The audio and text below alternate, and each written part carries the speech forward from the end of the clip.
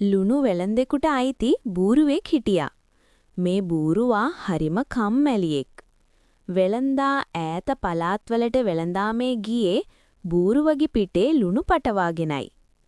ලුණු ගෝනි හුඟක් බරයි. ඒ හින්දා බූරුවත් තවත් කම්මැලි වුණා. ඉතින් වෙළඳ වටයි බූරුවටයි හුඟක් දුෂ්කර පළාත්වල ඇවිදින්න සිදු වුණා.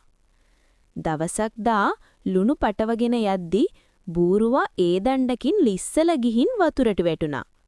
බූරුවාට දියෙන් ගුඩ එන්න සෑහෙන වෙලාවක් ගියා. ඒ අතරෙදි ලුණු වතුරට දිය වුණා. ඒ නිසා බූරුවා නැගිටිනකොට ලුණුවල බර හොඳටම අඩු වෙලා. ඇයි වතුරට ලුණු දිය වෙනවනේ.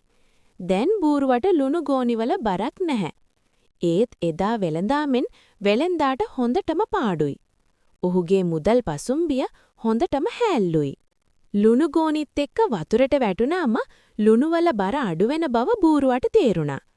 බූරුවා ඉන්පස්සේ හැමදාකම වතුර තියෙන ගඟක් ඇලක් ළඟින් යනකොට කකුල ලිස්සලා ගිය බව අඟවමින් වතුරට වැටෙන එක පුරුද්දක් කරගත්තා.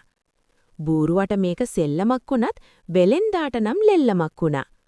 ලුණුවල බර අඩු වෙනකොට පසුම්බියත් බර අඩු වෙනවානි. බූරුවා හැමදාම වතුරට වැටෙන්නේ ඕනෑකමෙන් බව වෙලෙන්දාට තේරුණා. උගේ කපටිකමට හොඳ පාඩමක් උගන්වන්න ඕනි කියලා වෙලෙන්දා හිතාගත්තා.